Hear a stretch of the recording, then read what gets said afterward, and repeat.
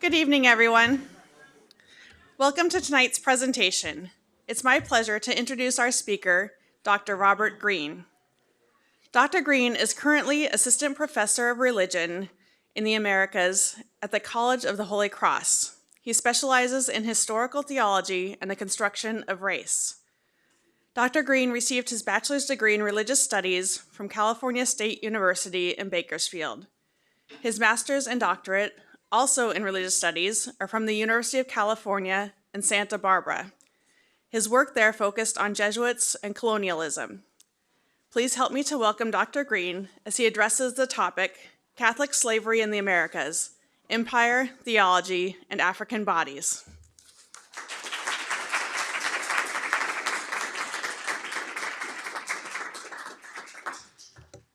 Hello, thank you for coming out, and thank you, St. Thomas More and Sister Jen, for your hospitality. What we're going to talk about tonight is Catholic slavery. It's been in the news a little bit in the last couple of years, and it's been in the news because of student activism on various campuses in the United States, most notably Georgetown University.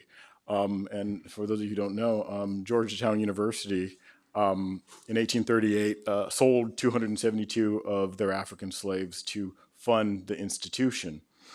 And what is most problematic about this history is the fact that to historians, whether they're Latin Americanist or U.S. Americanist, this is essentially common knowledge. But for Catholics, not really common knowledge, right? Especially for Catholic theologians, and that's a problem, right?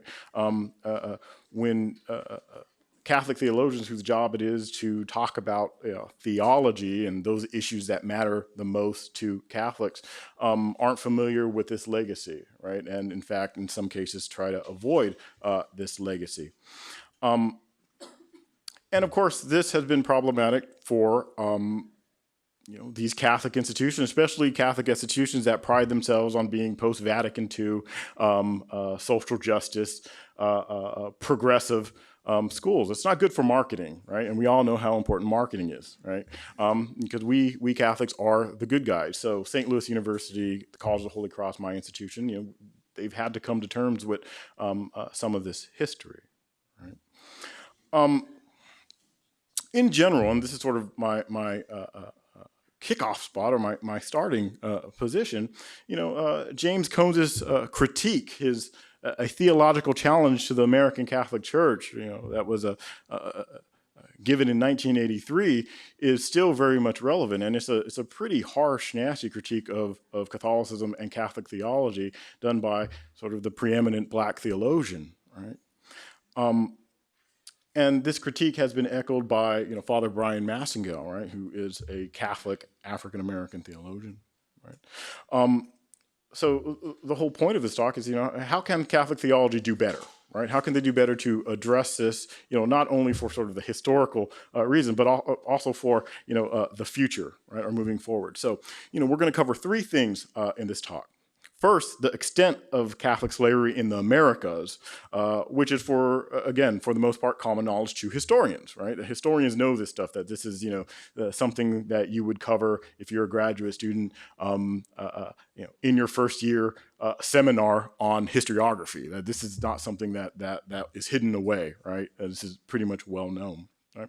And second, what Catholic theologians at the time said about slavery, and you'll find that it's highly problematic and a little bit disturbing. And third, why I think mainstream Catholic theologians, not Black theologians, right? So we're not about outsourcing the labor of theology, why they have shied away from this topic. So for those of you who don't know, slavery, African slavery, or the use of African slaves by the Catholic empires was very common, all right? So when I talk about Catholic empires in the Americas, I'm talking about Spanish, Portuguese, and French, but my area of specialty is more on the Spanish, Portuguese side, so naturally I will privilege them, right? And the sort of slavery that the church participated in was all types of slavery, whether it's sort of having domestic servants, using artisans, having slaves work in their textile mills, right? Having slaves work in their haciendas. That was a common practice. Secular priests, right? Those priests who did not belong to a religious order, owned slaves. The religious, of course, the religious orders like the Society of Jesus, the Augustinians, the Dominicans owned slaves. They owned quite a bit. We're talking about in the hundreds in the urban centers like Mexico City and Puebla and Manila. Right? And, of course, lay people. Right? And, of course, lay people.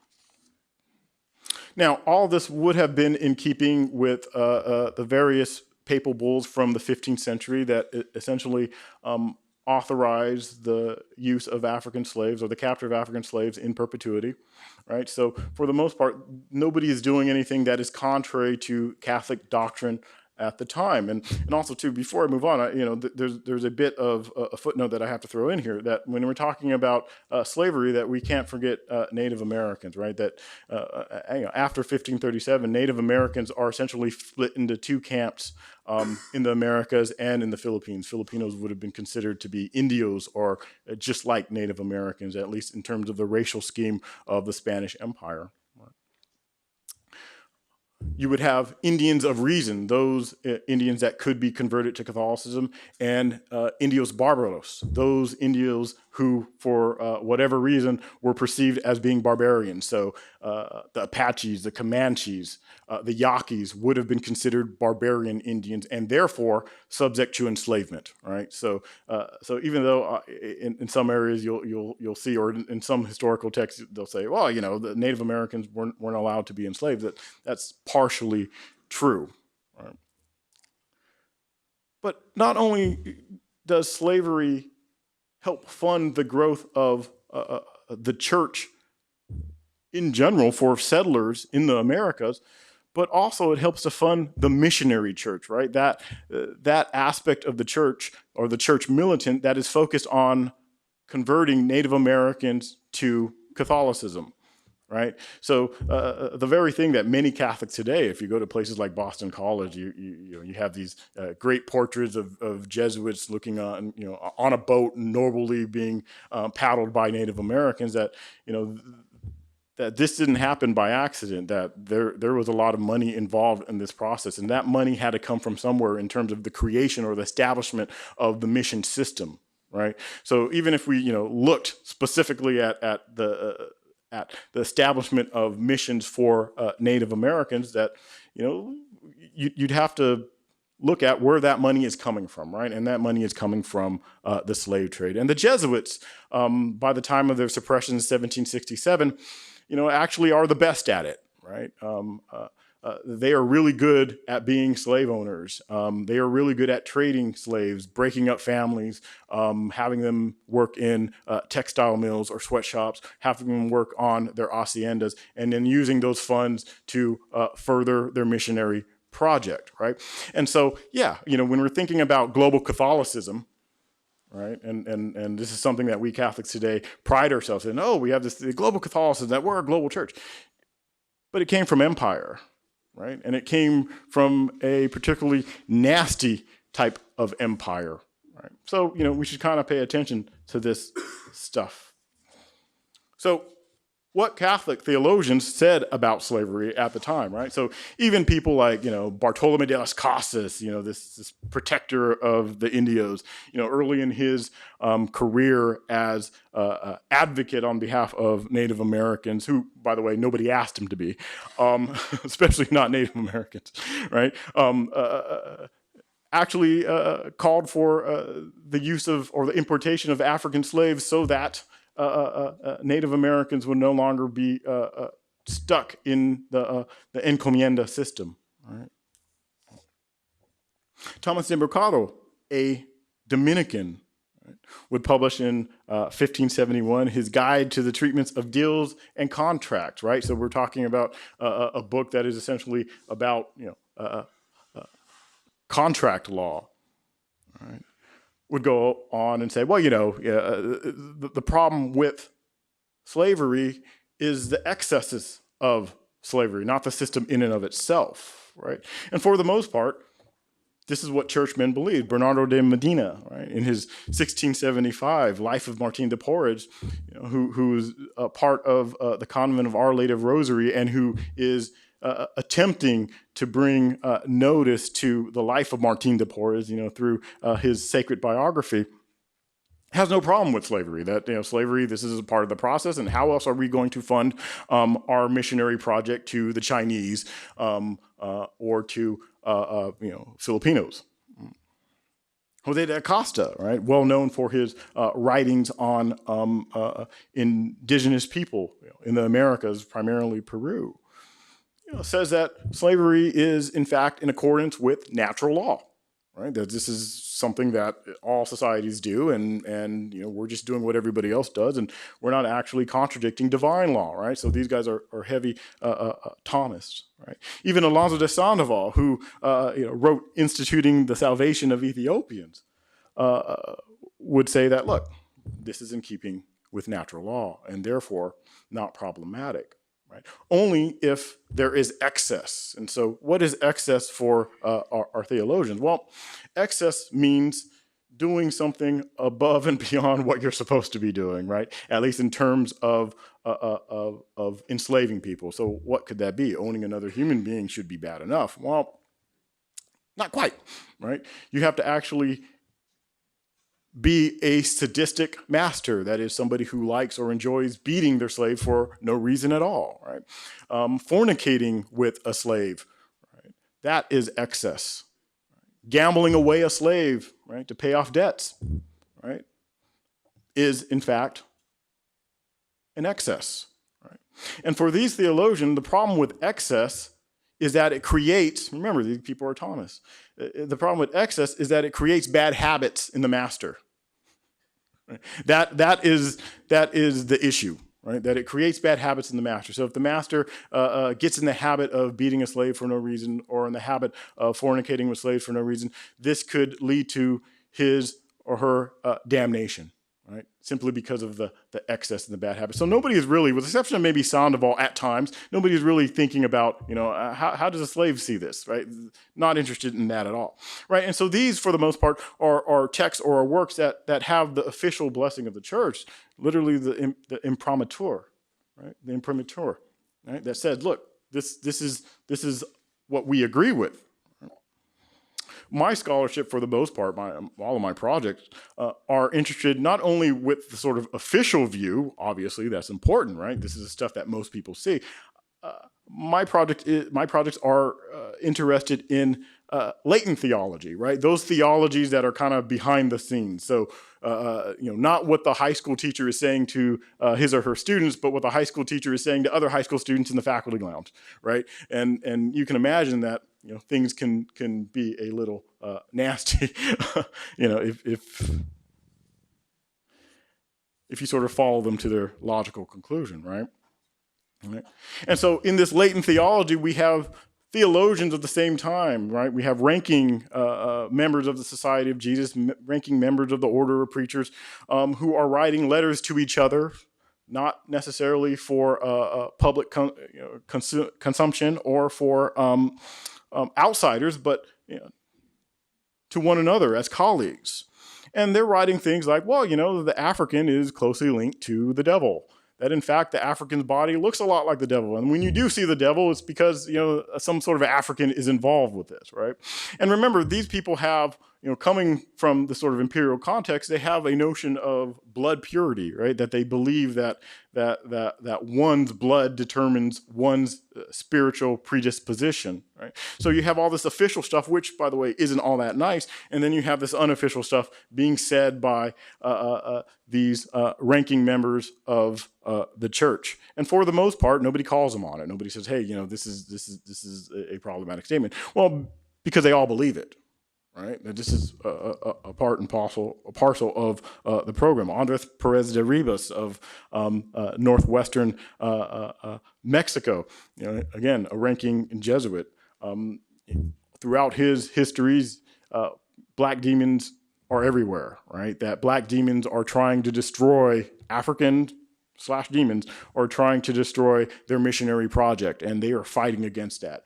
Jose de Arriaga of Peru, who was a ranking Jesuit there, would say very similar things about the Andes, right? So this is something that was very much a part of their culture, a part of who they are, at least professionally.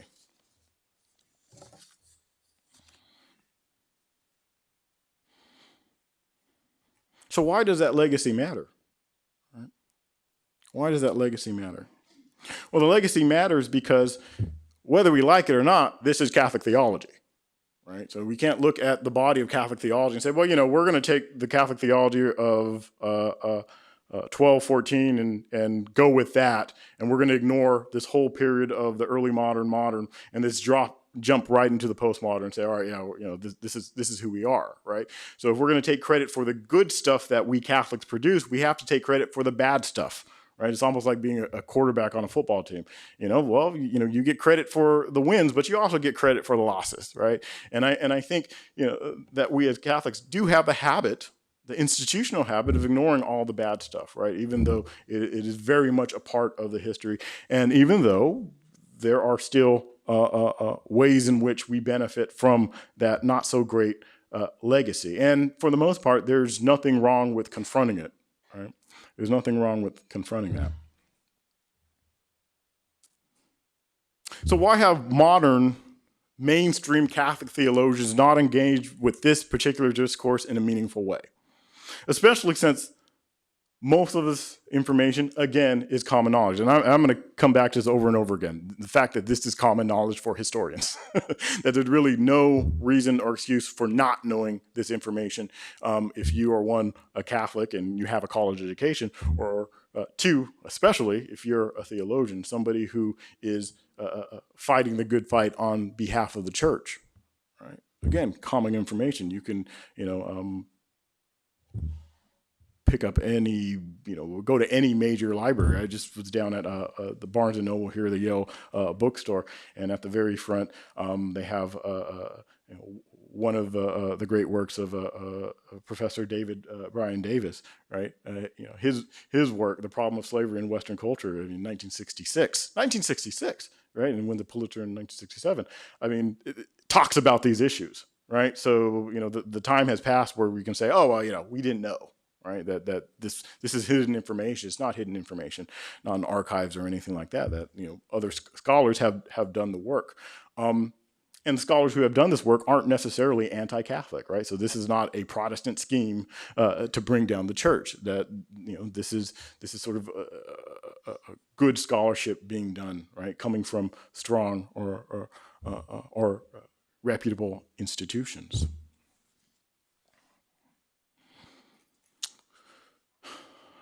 I think the problem with modern mainstream Catholic theology is that, like any other academic discipline, that it keeps to itself, right? And I think that's just the nature of academia, that we tend to talk to our own, and we tend to, just communicate and commiserate with our own. And after all, especially in terms of theology, who wouldn't want to fill their heads with, de Lubac and Balthazar and various encyclicals and liturgical minutia? I mean, that stuff is fun, right? Why talk about anything else when we can complain about this translation or that translation, right? And two, within that sort of academic discipline, you do have a divide. And I think that's a very obvious divide for we Catholics in the United States.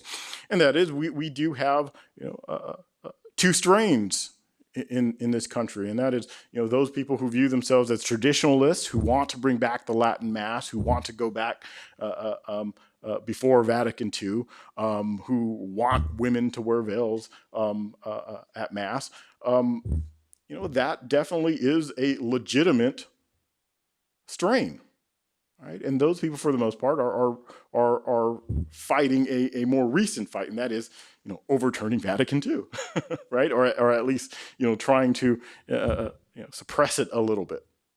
And then you have those people who view themselves as progressives and social justice warriors, right? And especially the Society of Jesus or the Jesuits in the United States, see themselves as such, that these are that we're interested in being men and women for others, right? And a lot of the sort of institutional work pushes students in that direction, whether it's at the high school level, the college, or the university level, right?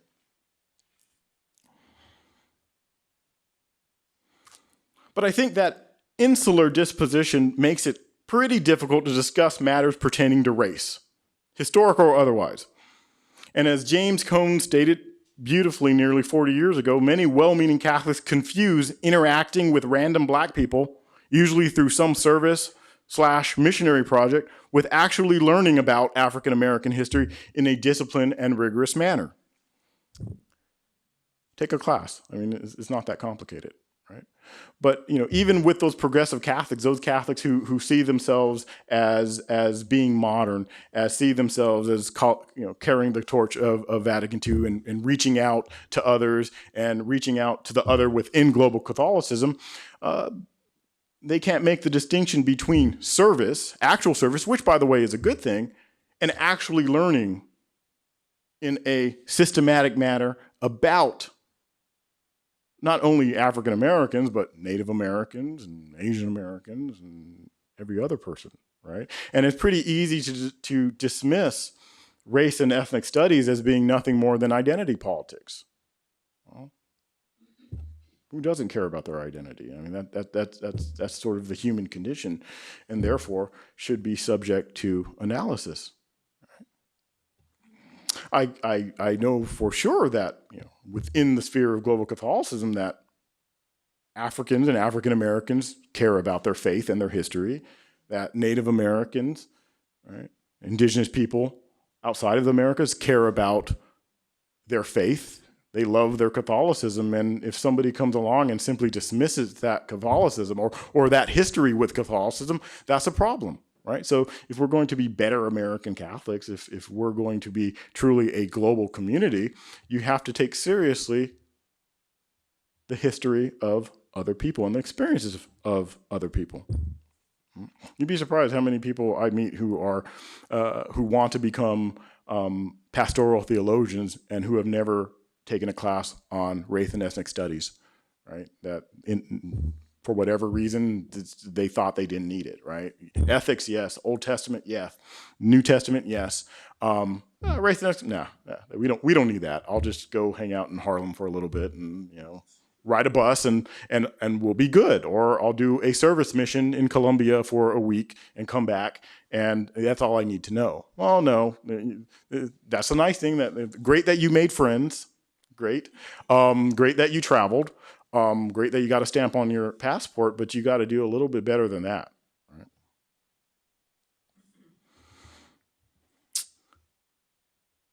I think there is a reluctance to engage with the legacy of empire. Right? And so, let me clarify that a bit, because people's, I think, natural response would be, well, we deal with empire all the time. We talk about the Roman Empire, right? We talk about the excesses of capitalism, right? That word excess is probably, the system is fine, but the excess, we have a problem, right?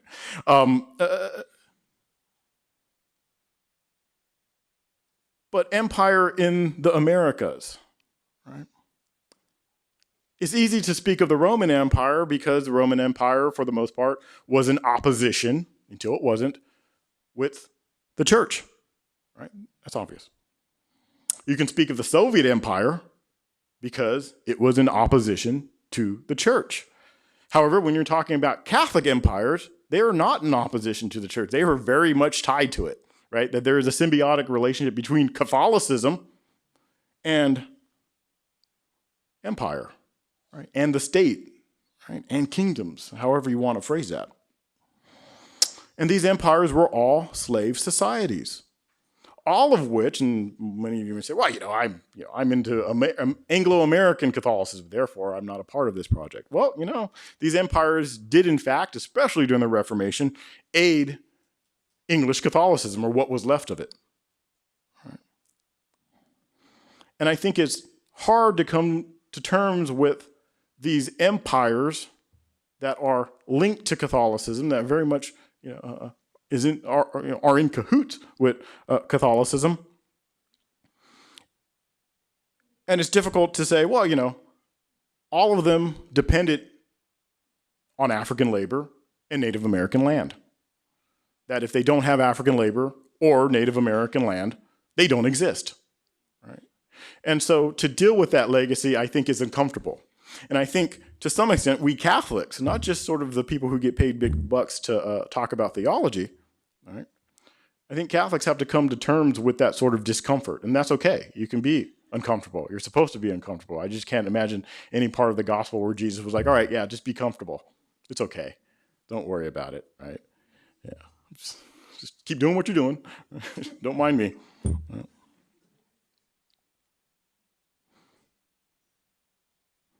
And I think, and I haven't really worked this all the way out, and so I'm still trying to do that.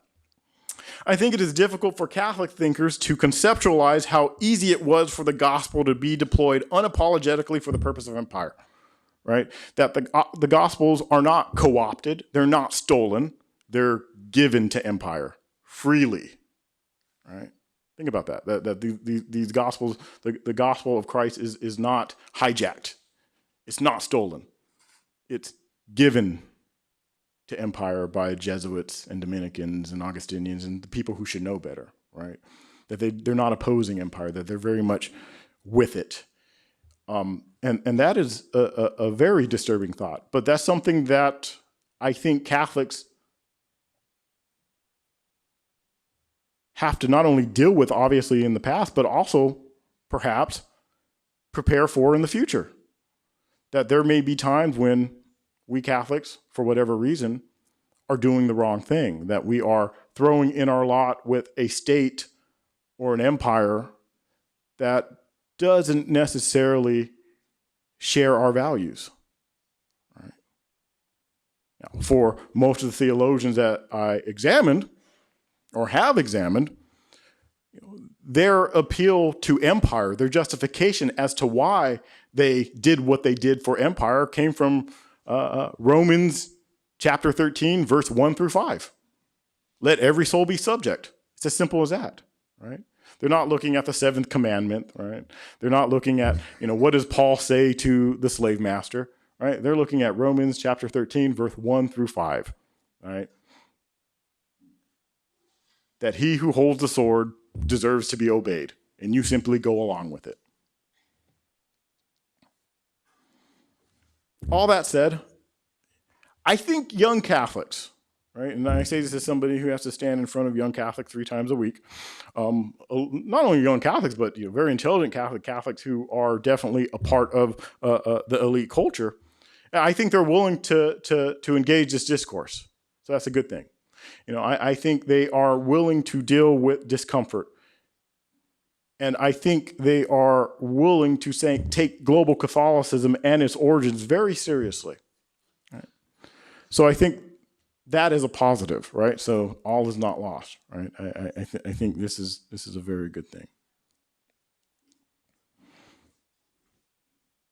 In sum, I think Catholic theology has to constantly not only engage others, but it has to engage itself, right? That conversation has to be, how do we make ourselves better as theologians, right? As lay people, right? Because I do think, and I come from a home where we had no official theologians, but certainly the theology was there. Certainly, if times were different, my grandmother, would have held a chair somewhere in theology, right? If she had been given the opportunity. Right? She certainly would have done the work for it. And so theology doesn't have to be just sort of a certain group of people trained at Notre Dame or Boston College, right, or Georgetown. Right? But I think all of us, to some extent, share in this theology, that this is very much a shared tradition, and we're responsible for not only engaging others, like I said, but engaging ourselves and being okay with that discomfort. Thank you.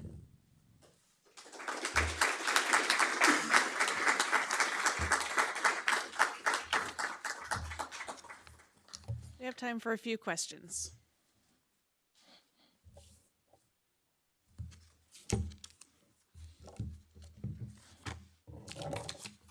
While others are thinking, as one of the Dominicans in the U.S., I know some of the Dominicans in the South especially have had to deal with their own sin of slavery, and Yeah.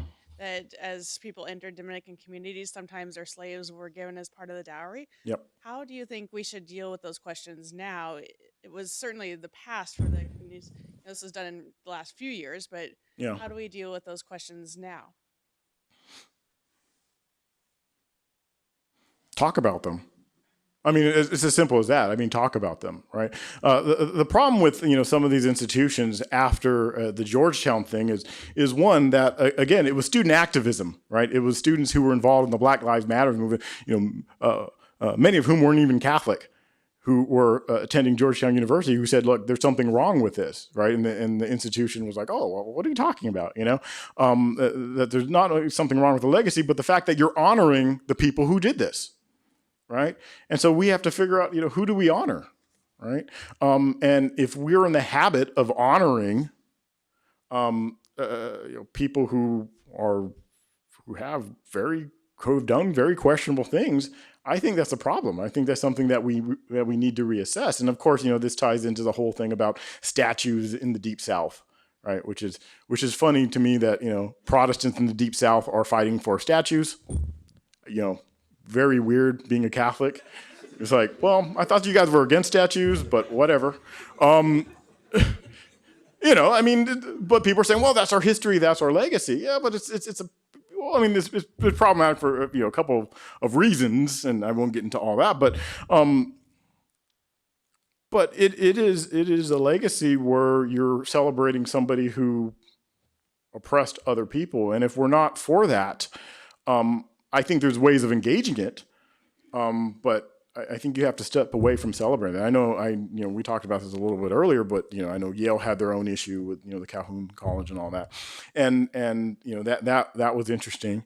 But I think the problem with Catholic institutions, and of course to give my location, I'm in a religious studies department, and my job is to do this sort of historical theology, and so I have the blessing from the institution to talk about these issues that as what is Catholicism? Let's really hash that out.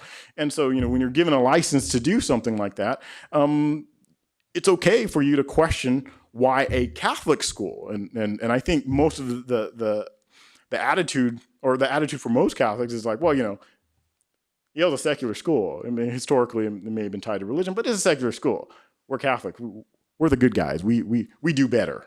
We're supposed to, right? And so when something like this just sort of appears, like the Georgetown situation appears, that, again, people knew about, and it's brought to our attention by students who are activists, it's not the information itself, it's the way in which the information from the beginning was never really dealt with, right? And it's the response in that, well, we'll just keep the name and we'll make the name mean something new. Well, no, it doesn't mean something new.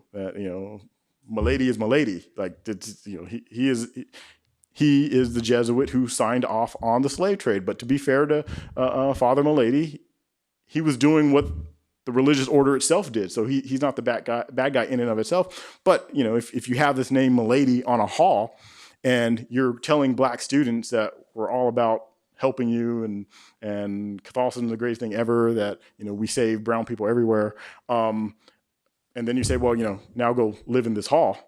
I mean, it's kind of a problem, right? And so I think the best way of dealing with it is talking about it, is having that conversation, a productive conversation, right?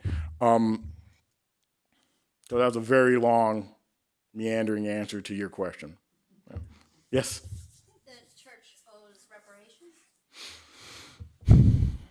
Yeah, I don't know. I think the reparation thing is a touchy issue.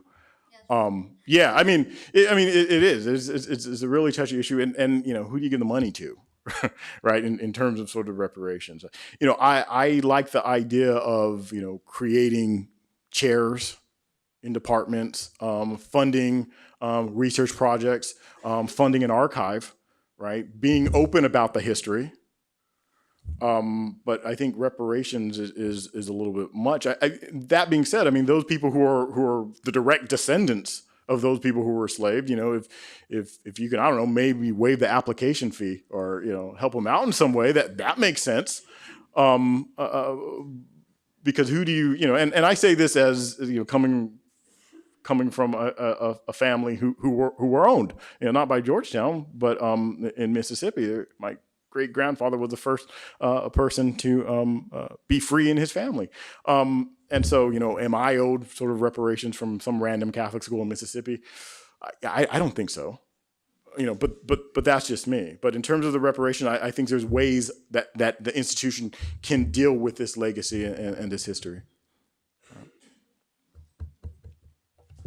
Thank you for that presentation. And it's no doubt correct that we have to explore and learn from our checkered past. And it's a very difficult past in many ways. I have two questions. One is, have you studied at all the process by which Catholics came out of that imperial cocoon and came to a critical position on slavery and the like? And two, the other question is there something in the Catholic tradition that's particularly useful and helpful to bring to the table today when issues of race and marginalization and the like are on the table? Both really good questions. So for your first question, how the church, came out of that, I don't know. I don't think there is a time that you can actually mark it. I mean, there's this great scholar who looks at the Mexican-American experience in the Catholic Church named Jeffrey Burns, and he argues in one of his essays that the church, when it comes to race, isn't really far behind the rest of the society. So whatever the rest of the society is doing, the church will follow suit, right? And so, today, are there any, are there any American Catholic theologians who are advocates of slavery? Absolutely not, right? But that's the sort of modern American society. Nobody's for that, right? You have things coming from like, James or Cardinal James Gibbons, who published this, Our Christian Heritage in 1889. He's a bishop in, North Carolina and Virginia, and then later Baltimore, Maryland. And his book is widely read. Later on, he will be a strong supporter of Leopold II in the Congo. He thought Leopold was bringing Catholic civilization to the Congolese, and of course we know that that's wrong. And Gibbon comes out and says, we Christians in general, and we Christians, or we Catholics in particular, stopped slavery. We ended it. We ended it in Haiti. No, you didn't. The slaves ended it in Haiti, right? And he said, well, during the American Civil War, slavery was already on its way out. I mean, this guy is, living in a place where there's battlefields, and bodies of Confederates, buried in mass graves throughout. And, here's this guy saying, well, it wasn't that contentious of an issue in 1889. And people are buying this, and they're reading it, and they're repeating it. Right?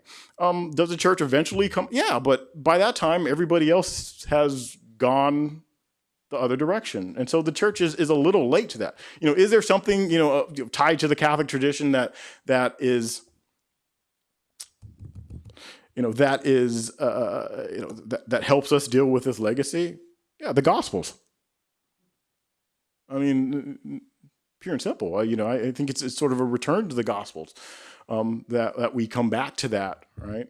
And not necessarily get caught up with, these other things that we're trying to imagine about tradition, whether it's coming from Augustine or Thomas, that, they are there and they are doctors of the church, and we pay attention to them, and we pay attention to them and we respect it. But, ultimately, we come back to what did Christ teach? How we treat and engage with each other. I mean, I think that's really important. And one that isn't sort of, indebted to, liberation theology. I think liberation theology is problematic for a number of reasons. One being that it essentially silences, can't say that word, Native Americans or Indigenous people. that for the most part likes to speak on their behalf, and that is an issue that has to be dealt with. So I don't think there necessarily needs to be a strain or a tradition within the church outside of the Gospels that we can appeal to for, I think, being decent people.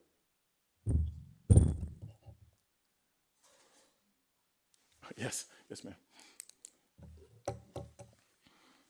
Your picture of American Catholic theology seems monolithic to me as a feminist theologian and a Catholic. At least amongst the feminist theologians, I think there has been attention to race in maybe other ways, but certainly more noticeable than you have depicted it, I think. And it may be because as women, we also had to come out from under the, what's the image, under the shadows of a male-dominated way, white male-dominated way of doing theology.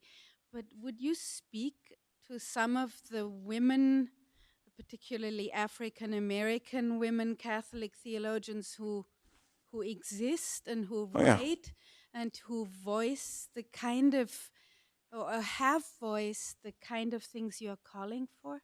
Oh, no, absolutely.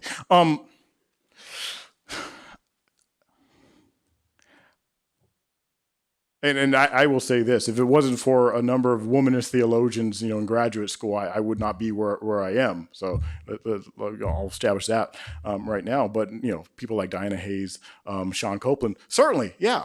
But I put womanist theology firmly in that area of Black theology. Again, people like Brian Massengill have said these things, right? That this is not something new, but I think in terms of sort of mainstream, right, and that would exclude a lot of white women, feminist theologians. I think in terms of mainstream Catholic theology, you do have this issue, and does that appear monolithic? Well, maybe it does, maybe because it is, or it could just be wrong, right? But have a womanist or have white women feminists dealt with these issues? I think so, and I think they're getting there. I mean, my colleague who retired a couple of years ago, Mary Hobgood, is a Catholic ethicist, and we would have these great discussions. And her area of focus was on the construction of whiteness, right? And that's great work, right? The woman who hired me, Alice Laffey, deals with feminism and the Old Testament, right? And especially how she deals especially with environmental discrimination impacts minority communities, right? In some of her later work. Important, right? But in terms of sort of that mainstream white Catholic theology, it is a problem. And, there are other people trying to do this, but also too, I mean, in terms of Black theology and womanist theology, I mean, of course they're talking about slavery and they're talking about these issues. I mean, they've sort of been put in the position where they have to, because nobody else is doing it, right? That these people are very intelligent people, and I'm sure there's other things they'd love to speak about, but always having to come back, to this issue. Why? Because other people aren't talking about it. Because again, the conversation is not about this legacy. It's about Balthazar. It's about de Lubac. It's about Ronner. It's that's the conversation, and all that stuff is productive and it's helpful and it's great, but if you're really going to talk about, if you really want that social justice thing, you're going to have to engage with this, especially in the context of global Catholicism. Right? And I hope that answers your question. Yes, sir.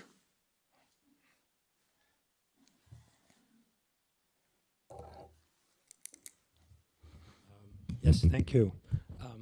First, I'd like to thank you for referring to the gospel as a solution.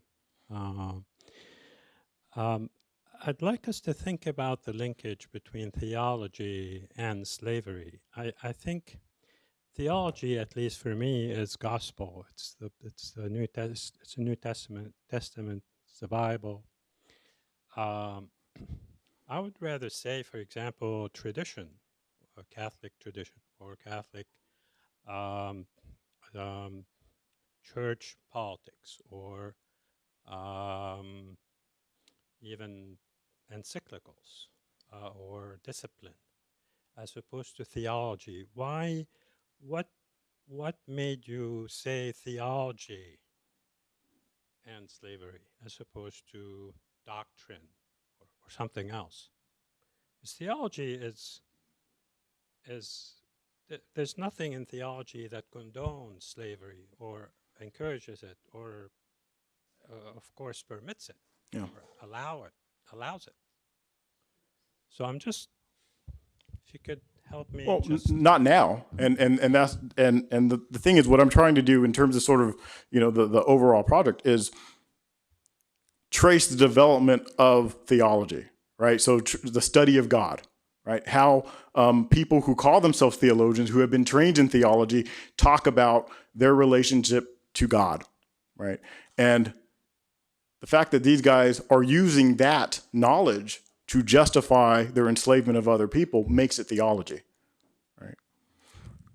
As opposed to just sort of New Testament scholars being, placed somewhere in a closet and just talking about the New Testament, without context, without, being a part of the larger history, right?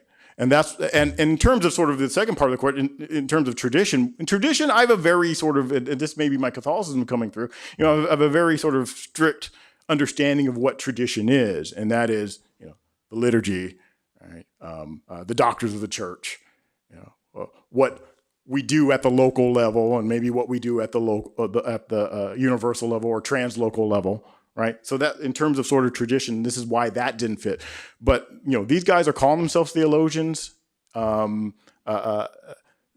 are trained as theologians, and so I'm going to trust them, when they take that position. And that's sort of the simplest way that I can answer that.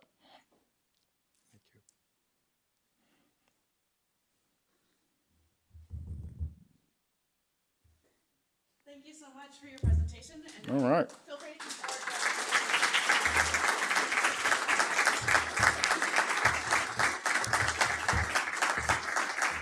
Thank you.